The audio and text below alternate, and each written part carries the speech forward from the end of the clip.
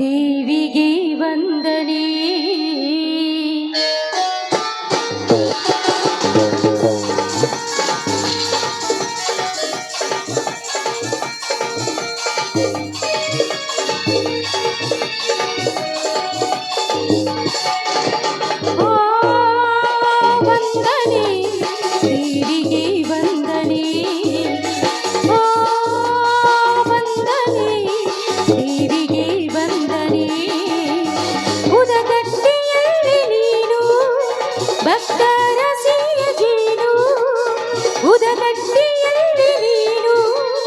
ಭಕ್ತರ ಸವಿಯ ಜೇನು ಕಲಿಯುಗದ ಕಾಮಧೇನು.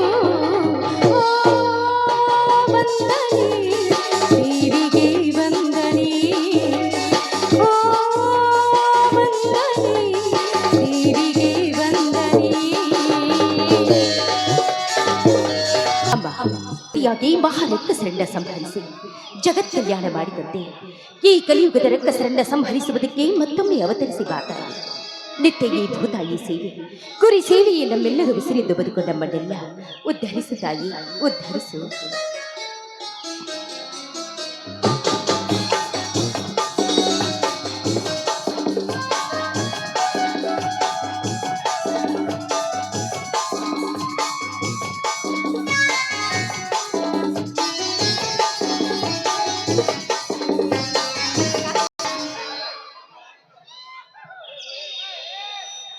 ಮಂಗಳ, ಏ ಮಂಗಳ, ಈ ಮಂಗಳ ಗೌರಿ ಪೂಜೆ ಮುಗಿಸಿದೆಯಾ? ಮುಗಿಯಿತು ಬನ್ನಿ ಸ್ವಾಮಿ. ಭವತಾಪ ಕಳಿಯುವ ಈ ಭವತಾರಿಣಿಯ ಪೂಜೆಯನ್ನು ಮುಗಿಸಿ ನಿಮ್ಮ ದಾರಿಯನ್ನೇ ಕಾಯ್ತಾ ಇದ್ದೆ. ನೀವು ನಮಸ್ಕರಿಸಿ. ಆಯ್ತು.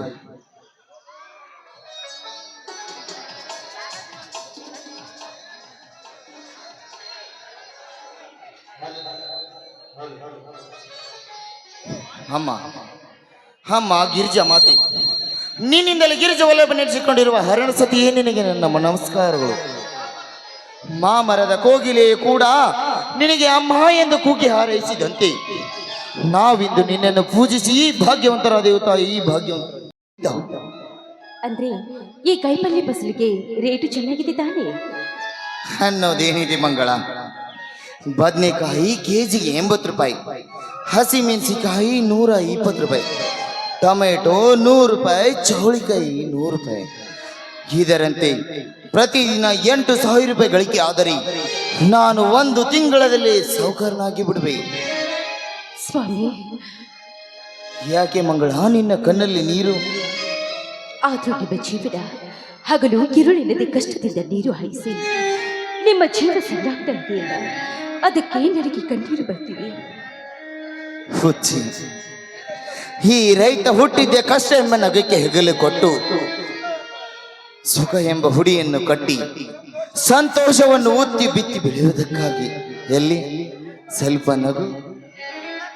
ಅಂದ್ರೆ ನೀ ನಕರಿ ಚಂದ, ನೀ ಅತ್ತರೆ ಅದಕ್ಕಿಂತ ಚಂದ, ಎಲ್ಲಿ ಸ್ವಲ್ಪ ನಗ್ತೀಯ? ಸ್ವಾಮಿ, ನಿನ್ನಂತ ಮುಕ್ತ ಮನಸ್ಸಿನ ಸುಂದರ ವ್ಯಕ್ತಿಯನ್ನ ನನ್ನ ಬಾಳನ ಶಕ್ತಿಯನ್ನಾಗಿ ಪಡೆದ ನಾನೇ ಧನ್ಯ.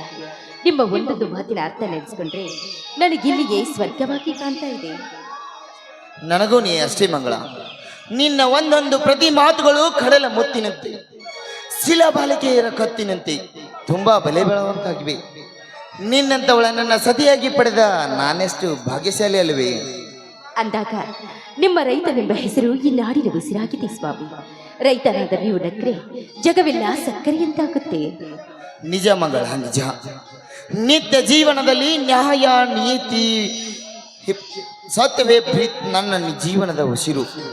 ಪ್ರೀತಿ ವಿಶ್ವಾಸವೇ ಈ ಜೀವನದ ಹಸಿರು. ನಿತ್ಯ ಕಾಲ ಚಕ್ರದಲ್ಲಿ ತಿರುಗುವ ನಾವೆಲ್ಲರೂ ಬರೀ ತುತ್ತಿ ಕೂಳಿಗಾಗಿ ಬದುಕಬಾರದು. ಸದಾ ಹಣ್ಣು ಕೊಟ್ಟು ನೆರಳು ಕೊಡುವ ಹೆಮ್ಮರದಂತೆ ಬದುಕಬೇಕು ಮಂಗಳ. ಅದೇ ಜೀವನ ಮಂಗಳ, ಅದೇ ಜೀವನ. ನಿಮ್ಮ ಮಾತಿಗೆ ಸೋತು ಹೋದೆ. ಬನ್ನಿ ಬೇಗ ಸ್ನಾನಕ್ಕೆ. ಈ ಸಂತೋಷ ಸಮಯದಲ್ಲಿ ಹಾಗೆ ಹೋಗುವೆ? ಮತ್ತೇನ್ ಬೇಕೋ ರಾಯರಿಗೆ? ಈ ನಲ್ಲನ ಇದೆ ದಪ್ಪಿ ಮೆಲ್ಲನ ಹೆಜ್ಜೆಕ್ಕೆ ಒಂದು ಹಾಡನ್ನಾದ್ರೂ ಹಾಡಬಾರ್ದು? ಹಾಗೆ ಆಗ್ಲಿ ಸ್ವಾಮಿ.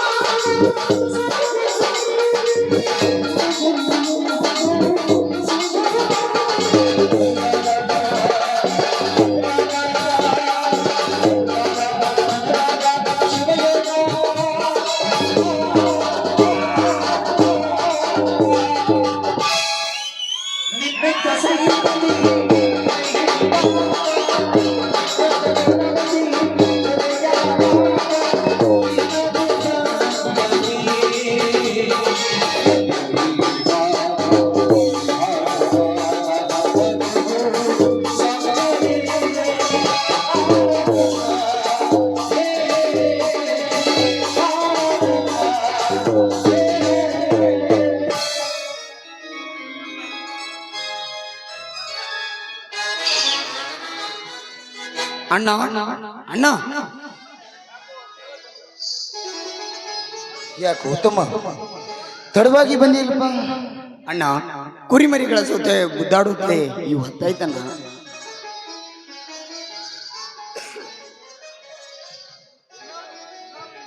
ಅಣ್ಣ, ದಿನಾಲು ಈತ ಹೇಳುವುದೆಲ್ಲ ಬರೀ ಸುಳ್ಳು. ಇವನ ಮಾತು ನೀ ಕೇಳುತ್ತಾ ಹೊರಡರೆ ಕೋರ್ಟು ಕಚೇರಿ ಅಂತ ನೀ ಅಲ್ಲಿ ಸಮಯ ಇನ್ನೇನು ದೂರ ಉಳಿದಿಲ್ಲ.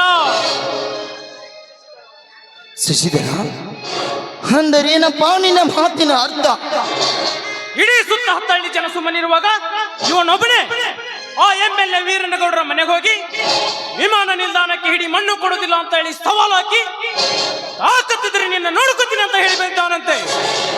ಇವನಿಗೆ ಯಾಕನ್ನ ಬೇಕು ಆ ರೈತರ ಹೋರಾಟ ಚಳುವಳಿ? ಇದು ರೈತರ ಹೋರಾಟದ ಚಳವಳಿ ಅಲ್ಲ ತಮ್ಮ, ಇದು ನಮ್ಮಂತ ದನ ಕುರಿ ಮೇಯಿಸುವವರ ಹೋರಾಟ. ಅದಲ್ಲದೆ ಆ ರೈತರು ಆ ಭೂಮಿಯಲ್ಲಿ ಉತ್ತಿ ಬಿತ್ತಿ ಬೆಳೆದು ತಮ್ಮ ತುತ್ತಿನ ಚೀಲವನ್ನು ತುಂಬಿಕೊಳ್ಳುವವಲ್ಲ. ಅದನ್ನು ಬಿಟ್ಟು ಬೇರೆ ಕಡೆ ಖರಾಬು ಭೂಮಿಯನ್ನು ನೋಡಿಕೊಳ್ಳಿ ಎಂದಿದ್ದು ನನ್ನ ತಪ್ಪೇನಪ್ಪ? ಅದು ನನ್ನ ದೃಷ್ಟಿಯಲ್ಲಿ ತಪ್ಪೇ. ಅಲ್ಲಿ ವಿಮಾನ ನಿಲ್ದಾಣವಾದರೆ ನಮ್ಮ ಊರು ದೊಡ್ಡ ಸಿಟಿಯಾಗುತ್ತದೆ. ಆ ರೈತರ ಪ್ರತಿಯೊಬ್ಬರ ಮನೆಯಲ್ಲಿ ಒಬ್ಬರಿಗೆ ನೌಕರಿ ಸಿಗುತ್ತದೆ. ಅದರ ಚಿಂತೆ ಇವನಿಗೆ ಯಾಕನ್ನ ಬೇಕು? ಉರಿ ಕಾಯುವುದಷ್ಟೇ ಇವನಿ ಕೆಲಸ. ಆ ಗೋಮಾಳೆಗೆ ಹೋದ ಮೇಲೆ ನಾನೆಲ್ಲಿ ಕುರಿ ಮೇಯಿಸಬೇಕಪ್ಪ? ಅಣ್ಣ, ಇವನ ಮಾತು ಮಿತಿ ಮೀರ ಹತ್ತಿತ್ತು. ಅದನ್ನು ಕೇಳ್ತಾ ನೀ ಸುಮ್ಮನೆ ನಿಂತಿರುವೆ. ನೀನಿವನಿಗೆ ಸರಿಯಾಗಿ ತಿದ್ದಿ ಬುದ್ಧಿ ಹೇಳಿ ಆ ಗೌಡ್ರ ತಂಟೆ ಬಿಡಿಸು. ಇಲ್ಲ ಅಂದ್ರೆ ಏನ್ ಮಾಡ್ತೀಯೋ ಬೇಕಪ್ಪ? ನಿನ್ನ ಅವನ ಮಾತು ಕೇಳಿ ಇದ್ದ ಕುರಿ ಮಾರಬೇಕಾ? ಇಲ್ಲ, ತಪ್ಪಾಯಿತು ಅಂತ ಆ ಗೌಡನ ಕಾಲಿಗೆ ಬಿದ್ದು ಕ್ಷಮೆ ಕೇಳಬೇಕಾ?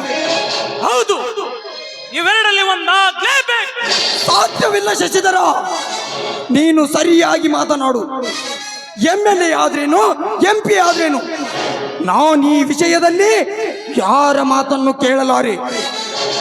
ನನ್ನ ತಮ್ಮ ಶಾಲೆ ಕಲಿತು ದೊಡ್ಡ ಸಾಹೇಬನಾಗಲೆಂದು ನಾನು ಶಾಲೆ ಕಲಿಸಿದರೆ ಇಂದು ನನಗೆ ಬುದ್ಧಿವಾದ ಹೇಳಕ್ ಬರ್ತೀಯ? ನೀನಲ್ಲದೆ ಈ ಮಾತನ್ನು ಬೇರೆ ಯಾರಾದರೂ ಆಡಿದ್ದರೆ ಆ ವೀರ ಸಿಂಧೂರ ಲಕ್ಷ್ಮಣ ಆ ಗೌಡನ ರುಂಡವನ್ನು ಚಂಡಾಡಿದ ಹಾಗೆ ನಾನಿನ್ನ ರುಂಡವನ್ನು ಕಡಿದು ನಮ್ಮೂರ ಅಗಸಿ ಬಾಗಿಲಿಗೆ ಹಾಕಿ ಬಿಡ್ತಿದ್ದೆ. ಧರ್ಮಣ್ಣನ ಎದುರಿಗೆ ನಿನ್ನ ಮಾತೆ.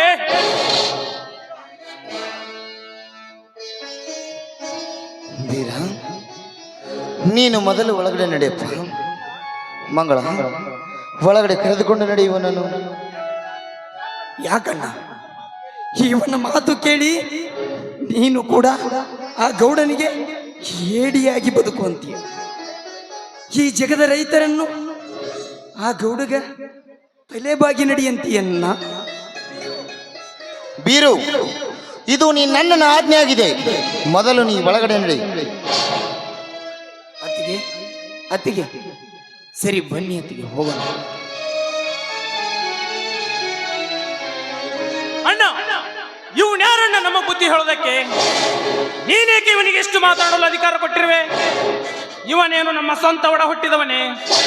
ಇವನೊಬ್ಬ ಎಲ್ಲಿಂದಲೋ ಬಂದ ಅನಾಥ. ಇನ್ನೊಮ್ಮೆ ಸಂಬೋಧಿಸಬೇಡ ನನ್ನ ತಮ್ಮನಿಗೆ ಅನಾಥ ಎಂಬ ಶಬ್ದವನ್ನು. ನಿನಗೆ ಸಣ್ಣವನಾದ ನಿನಗೇನು ಗೊತ್ತೋ ಅವನ ಚರಿತ್ರೆ? ಇದನ್ನೆಲ್ಲ ನಿನಗೆ ಯಾರು ಹೇಳಿದ್ರು? ಆ MLA ವೀರನಗೌಡ ಹೇಳಿರ್ಬೇಕು ತಾನೇ? ಹೌದು, ಅವನೊಬ್ಬ ಮನೆ ಮೂರ್ಖ. ಅವನ ಮಾತು ಕೇಳಿ ನೀನು ಮನೆ ಮುರಿದುಕೊಳ್ಳಕ್ ಹೊಂಟಿಯೇನಪ್ಪ? ಅವ ಮಾಡುತ್ತಿರುವ ಕೆಲಸ ನಿನಗೆ ಸರಿ ಅನಿಸುತ್ತೇನೋ? ತಮ್ಮ, ನಿನಗೆ ಸರಿ ಅನಿಸುತ್ತಾ? ಹೇಳು ಶಶಿಧರ, ಹೇಳು.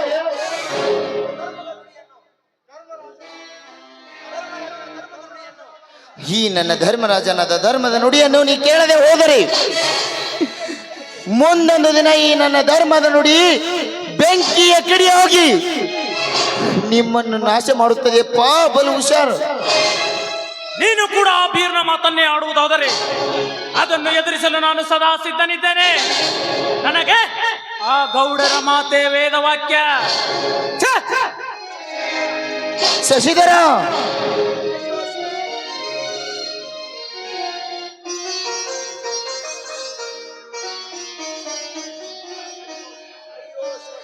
ಅಯ್ಯೋ ಶಿವ ಶಿವ, ಶಾಲೆ ಕಲಿತು ದೊಡ್ಡ ಸಾಹೇಬನಾಗಲೆಂದು ಶಾಲೆ ಕಲಿಸಿದರೆ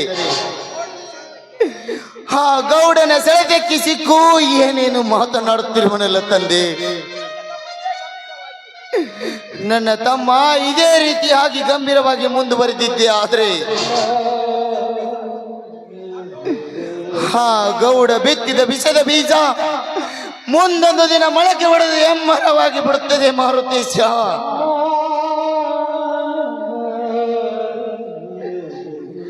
ನಾ ಈಗ ಏನು ಮಾಡಲಿ ಮಾರುತೇಶ? ನಾ ಏನು ಮಾಡಲಿ? ಮನೆಯ ದೀಪ ಅಂತ ಮುದ್ದು ಮಾಡಿದರೆ ಅದು ನಮ್ಮನ್ನೇ ಸುಡದೆ ಬಿಡುತ್ತದೇನಪ್ಪ, ಸುಡದೆ ಬಿಡುತ್ತದೇನು? ಮಾರುತೇಶ ಇದಕ್ಕೆಲ್ಲ ನಿನ್ನ ಆಶೀರ್ವಾದ ಇರ್ಲಿಪ್ಪ ಮುಂದ